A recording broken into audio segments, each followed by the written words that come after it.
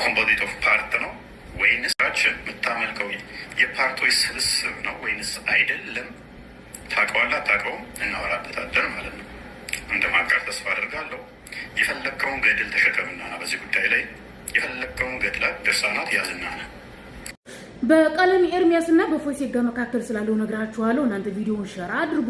ፎይሴጋ በወንድማችን ውሱ ላይ የሰራውን የውሸት ፖለቲካ በቀለም ላይ ለመስራት ነው። መግቢያ ላይ ለአምላክ ኮምፖዚት ኦፍ ፓርት አለው ወይ ያለ ሲቀጥፍ የነበረው እዚህ ጋር ማወቅ ያለባችሁ በፕሮቴስታንትም ሆነ በእስልምና ለአምላክ ኮምፖዚት ኦፍ ፓርት አለው ተብሎ ፈጽሞ አይታመንም። ፎይሴጋ የኦርቶዶክስ ዶግማና ቀኑና ከእስልምናው በኩልና ከፕሮቴስታንቱ በኩል በሚመጣው የንጽጽር አስተምሮ አደጋ ላይ ስለሆነች ያንን አደጋ እሸፍናለሁ በማለት ነው አምላክ እጃለሁ እግራለሁ ኮምፖዚት ነው ምናምን እያለ እንደዚህ አይነት ድራማ ውስጥ የገባው ፎይሴጋ ይሄ ድራማ ኦርቶዶክስ ሊያደናት አይችልም። ሲጀምር ስላሴ ጾታ አለው የሚል የኦርቶዶክስ አስተምሮ መጥቷል። ይሄንን ምንም ልታደርጉት አትችሉም። በመጀመሪያ እዚህ ጋር ማወቅ ያለባችሁ ራሱ ፎይሴጋ የፕሮቴስታንት አመለካከት የሚከተል ሰውዬ ነው። ካሁን በፊት በሁሱ ላይ የውሸት ድራማ ሲሰራ ምሳሌያዊ አነጋገር ነው እያለ የቀጠፈው ኦርቶዶክስን አይመለከትም። ከፕሮቴስታንቶች ጎን ነበረ። የኦርቶዶክስ አባቶች መጥተው ፎይሴጋን አጋልጠውታል። ኦኬ ሶ ፕሮቴስታንቶች ከውሃብያ ጋር ነው ያላችሁ ለምትቀጡት ፕሮቴስታንቶች ከኋላ የተነሱ ቤተክርስቲያን ናቸው። ልክ እንደ አህባሽ ማለት ነው። ኦኬ ቁርአንና ሐዲስ ላይ የመጣውን እኛ ሙስሊሞች ቀጥታ እንቀበላለን። ነገር ግን ከኋላ የመጡት አህባሾች ማለትም አመለካከታቸው አስተምሮቶቻቸው ከኋላ ከቅርብ ዘመን በኋላ የመጡ እስከሆኑ ድረስ ምሳሌያዊ አነጋገር ነው ይላሉ እንደ ፕሮቴስታንቶችም ከዛሬ 500 ዓመት በፊት ስለተመሰረቱ የኋለኛውን የአይሁዶችን አስተምሮ ትርጉም በመውሰድ መጽሐፍ ቅዱስ ላይ ያለው ለአምላክ እጃለሁ እግራለሁ የሚለው ምሳሌያዊ አነጋገር ነው የሚሉት። ሶ ፕሮቴስታንቶች ከውሃብያ ጋር ሳይሆን ከአህባሽና ከፎይሴጋ ቡድን ናቸው። ተግባብተናል።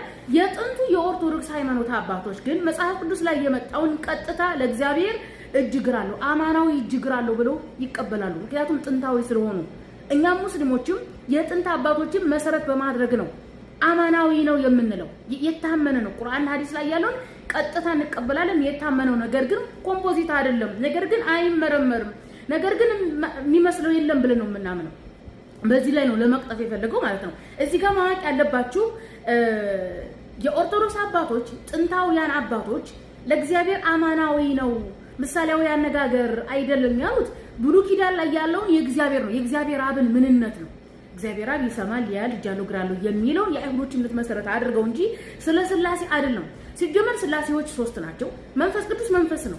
ያኔ እጃለሁ እግራለሁ ማለት ራሱ የሚል ነገር የለው መጽሐፍ ቅዱስ ላይ። ኢየሱስም ሰው ነው በአጭር ቁመትና በጠባብ ደረት የተወሰነ እስቲል ኢየሱስ በገነት ነው ያለው። እግዚአብሔር በገነት አይደለም ያለው። እዚህ ጋር ማወቅ ያለባችሁ ማለት ነው። ምናልባትም ትንሽ የሚቀራረብ ነገር አለው። የኦርቶዶክስ የጥንት አባቶችና የእስልምናው የሚቀራረብ ነገር አለ የተባለው የኦርቶዶክስ አባቶች የጥንቱን የአይሁድ አስተምሮ መጽሐፍ ቅዱስ ላይ ያለውን በማምጣት ነው እግዚአብሔር አወጃለሁ እግራለሁ አፋለሁ አማናዊ ነው ያሉት እንጂ ስለ ስላሴ አይደለም። ስለ እግዚአብሔር ነው እንደዚያ ስለ እግዚአብሔር አብ ነው እንደዚያ ያሉት እንጂ ስለ እግዚአብሔር መንፈስ ቅዱስና ስለ እግዚአብሔር ወልድ አይደለም። ኖርማሊ እግዚአብሔር ወልድ ማለት ኢየሱስ የታወቀ እንደኛው ጥፍር ያለው እጅ ያለው ጸጉር ያለው ብልት ያለው ጾታ ያለው በገነት ኢቭን በገነት ነው ያለው።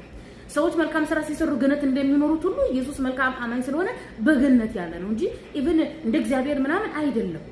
ሶ በፕሮቴስታንትም ሆነ በእስልምና ኮምፖዚት ኦፍ ፓርት ብሎ ማለት ይሄ ሙረከብ ብሎ ማለት ልክ በቁርአንም ሆነ በሐዲስ ወይም መጽሐፍ ቅዱስ ላይ አምላክ እንደሚሰማ እንደሚያይ ወይም ስለ አምላክ እጅ እንዳለው ምናምን ይቀመጣል አይደለ? ፎይሴጋ እየቀጠፈ ያለው ምንድነው? እጅ፣ አይን፣ እግር፣ ጆሮ የሚለው ወስዶ ገጣጥሞ ኮምፖዚት አድርጎ ይሄው ስብስብ ነው አምላካችሁ እያለ እየቀጠፈ ነው። በእስልምና በፕሮቴስታንትም እንደዚህ የሚባል ነገር የለም።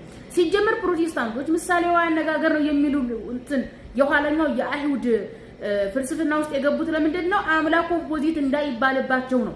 ኢቭን ጀምያና ሙተዚላ ወይም አህባሾች ራሱ የተነሱት ኮምፖዚት ኦፍ ፓርት እንዳይባል ፈርተው ነው። እኛ ግን ሙስሊሞችን አንፈራም። ኦኬ ኮምፖዚት ኦፍ ፓርት ነው አንልም።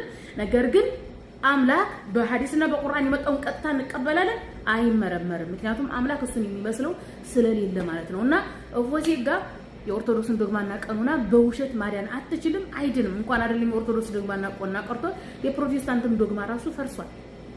በዘመናዊነት በገንዘብ በምን ራሱ ቢደገፍ በዚህ ቢያብለጭልጡት የፕሮቴስታንት ዶግማ ፈርሷል። ምክንያቱም ዶግማችሁ መጽሐፍ ቅዱስ ላይ ስለሌለ ማለት ነው። ሸራርጋችሁ ለፎይሴጋ አድርሱ። ኢንሻአላህ ላይቭ ላይ መጣና ነገሩን ግልጽ አደርግላችኋለሁ። የፎይሴጋን የቅጥፈት ዓላማ ማለት ነው። ነገር ግን አይሰካም። አንጠልጥሎ የነብዩ መሐመድ እውነተኛ የፈጣሪ ነብይ ናቸው አይደል? ነብይ ናቸው ነብይ አይደል? እኮ ይህን ጥያቄ የሚጠይቀው ሰው ጠያቄው እውነተኛ ነቢያት ንግዝ ነቢያቶች ካሉት እነሱን መምጣት አለበት። ለሲሳይ አድርሱልኝ ይህንን ቪዲዮ። ነብዩ መሐመድ አለይሂ ሰላቱ ወሰላም እውነተኛ የአምላክ ነብይ ናቸው። የእስራኤል አምላክ አምላካችን አላህ ሱብሃነሁ ወተዓላ ስላሴ ኢየሱስ ፈጣሪ ነው፣ ማርያም የፈጣሪ እናት ናት የሚል የቄሶችና የመነኮሳትን ሐሰተኛ አስተምሮ ይጠፋ ዘንድ እውነተኛ ነብዩን መሐመድን አለይሂ ሰላቱ ወሰላም ልኮልናል። ነብዩ መሐመድ እንዲህ ነው እያሉ ከሚሳደቡ የስላሴ ዶክትሪን አማኞች ወንጌሉን ገልጠው ስላሴ የሚል ከወንጌል ያሳዩን፣ ማርያም ፈጣሪን ወለደች የሚል ከወንጌል ያሳዩን፣ ኢየሱስ እግዚአብሔር ነው፣ ኢየሱስ ከፈጣሪ የተገኘ ፈጣሪ ነው፣ እግዚአብሔር ነው የሚል ከወንጌል በማሳየት የነብዩን አለይሂ ሰላቱ ወሰላም እነሱ እንደሚሉት ሐሰተኝነት ማሳየት ይችላሉ። ነገር ግን አይችሉም። ምክንያቱም ነብዩ መሐመድ አለይሂ ሰላቱ ወሰላም እውነተኛ የአምላክ ነብይ ናቸው። የተላኩትም ሰዎች በስላሴ እምነት ውስጥ እንዳይጠፉ ነው። እንግዲህ ስላሴ የሚለው ኢየሱስ ፈጣሪ ነው፣ ማርያም የፈጣሪ ናት የሚል አስተምሮ በሺህ የሚቆጠሩ ቄሶችና መነኮሳት ለዘመናት የተሳተፉበት ነው። እዚህ ዘመን ላይ ያለው የክርስትና በተለይም የስላሴ ዶክትሪን ዶግማ የግሪክ ፍልስፍና፣ የግሪክ ባህል ስርዓት፣ የግሪክ ነገስታት ስራዎቻቸው ተጽዕኖ ያሳደረበት ምስኪን የሆነ ሃይማኖት ነው ክርስትና። የእስራኤል አምላክ ለሰው ልጆች በማዘኑ ነብዩ መሐመድን አለይሂ ሰላቱ ወሰላምን በማስነሳት እውነተኛ ነብይ ልኮልናል። ከተላኩም በኋላ ምን አሉ? ነብዩ ኢየሱስ ሰው ነው፣ እናቱም ሰው ናት፣ ኦኬ ፈጣሪን ወለደች ናት ብሎ ከፈጣሪ ጋር በማዛመድ በነገራችን ላይ ኢየሱስን ፈጣሪ ለማድረግ 1300 በላይ ቄስና መነኩሴ ተሳትፏል። ለዛውም ከኒቅያ ጉባኤ እስከ ኬልቄዶን ጉባኤ ነው ይሄን ያልኳችሁ።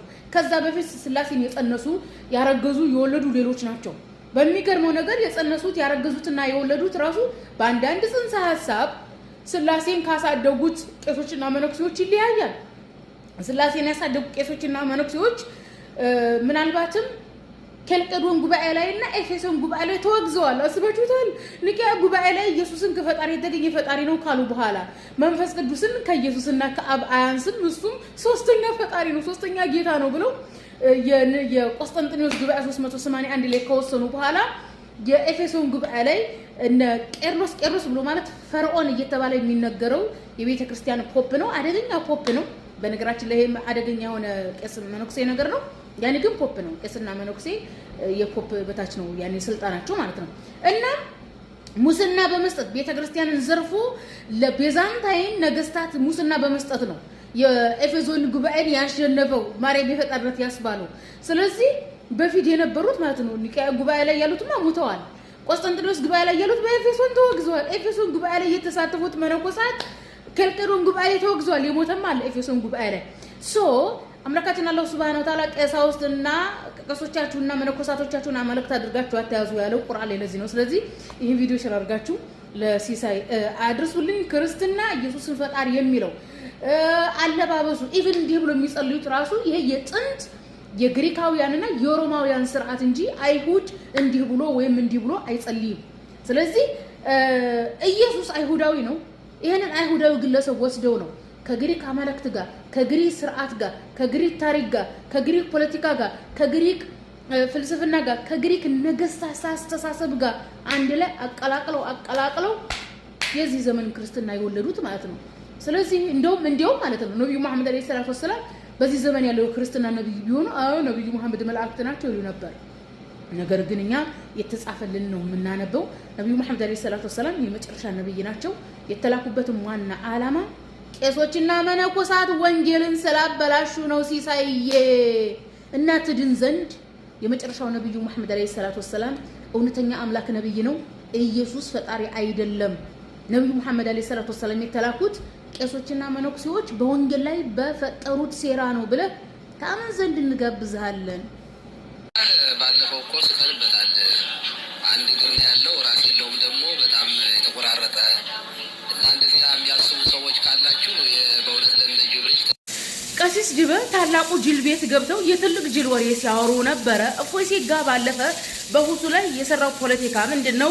ኢየሱስ እግዚአብሔር አይደለም፣ ኢየሱስ እግዚአብሔር ወልድ ነው የሚል የወንጌል አስተምሮ የለም። ሐዋርያት ኢየሱስን ፈጣሪ ነው ብለው አላመለኩም አልሰበኩም የሚል ትምህርት ስናቀርብ ለዚህ መልስ ስታጡ ኦርቶዶክሱ ማህበረሰብ በፈጣሪ ላይ መጽሐፍ ቅዱስ ላይ ባለው እግዚአብሔር ላይ እንዲስቅና እንዲሳለቅ ነው ያደረጋችሁት።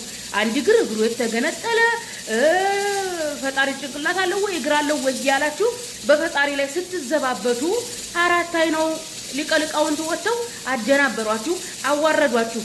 እርሶ ራሱ ቀሲስ ዲበ በገጾ ምንድነው ያሉት? እግዚአብሔር የታመነ እጅ አለው እግር አለው ምሳሌያዊ አነጋገር አይደለም ብለው እፎይ ጋር አጋልጠዋል። እፎይ ጋር እንደዛ አይነት ወሬ የጀመረው ለፈጣሪ እግር አለው ወይ ምን አለው ወይ ያለ ፈጣሪን መሳቂያና መሳለቂያ ያደረገው ኦርቶዶክስ ወንጌል ላይ ስለሌለ ህዝብ ኦርቶዶክሱ ኢየሱስ ፈጣሪ ነው የሚለውን ወይም የኦርቶዶክስን ዶግማ ወንጌል ላይ ፈልጎ እንዲያጣው ለፈጣሪ ግን እጅ በሚል በፈጣሪ ገጽና መልክ ቢዚ እንዲሆን እንደዛ አድርጋችሁ ነው ፖለቲካ ያሰራችሁት። ፖለቲካችሁን በገዛ ሃይማኖት አባታችሁ ተዋርዳችኋል። ቀሲስ ዲበን ምን ብየውት ነበረ? ካሁን በፊት ካሁን በኋላ ቀድሰው ዳቦ አይቆርሱም፣ በስላሴ ስም ቀድሰው ጠላ አይጠጡም፣ ማርያም ወላዲተ አምላክ የፈጣሪ እናት ናት ብለው ቀድሰው ዳቦ አይቆርሱም አላልኩትም? ምክንያቱም መጽሐፍ ቅዱስ ላይ የለም፣ ወንጌል ላይ የለም። ምክንያቱም ያፍራሉ። ጠላ ላይ ሊቀድሱ በስላሴ ስም ጠላ ላይ ሊቀድሱ ሲሄዱ ያፍራሉ።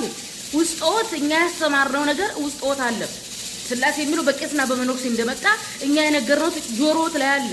ዳቦ ሲቆርሱ በወላዲተ አምላክ ብለው አማት ሊቆርሱ ሲሉ ሐዋርያት ማርያም የፈጣሪ እናት ናት ብለው አያምኑም፣ አልሰበኩም።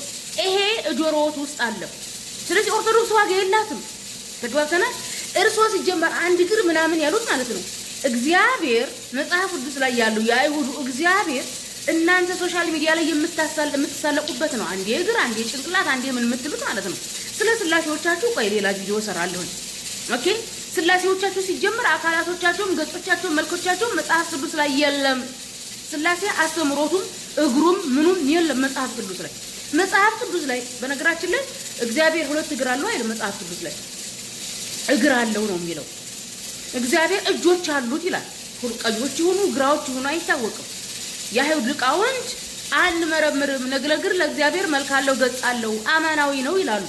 የኢትዮጵያ ኦርቶዶክስ ተዋሕዶ ቤተክርስቲያን የጥንቱ ስለነበሩ አባቶች እነሱ ናቸው አማናዊ ነው የሚሉት። ፕሮቴስታንት ምሳሌው አነጋገር ነው ምንድነው? ከጊዜ በኋላ ስለመጡ ነው። ስለዛ ሌላ ቪዲዮ ሰራለሁኝና ቀሲስ ዲበ የጅሉ ቤት ገብተው የትልቅ ጅል ወሬ ሲያወሩ ነበር። መጽሐፍ ቅዱስ ላይ ያለው እግዚአብሔር ስንት እግር እንዳለው አይታወቅም። እጆች ይባላል። እጆቹ ምን አይነት እንደሆኑ አይታወቅም። ነገር ግን አንመረምርም እናምናለን ነው የሚሉት አይሁዶቹ የጥንቱ የኦርቶዶክስ አባቶች።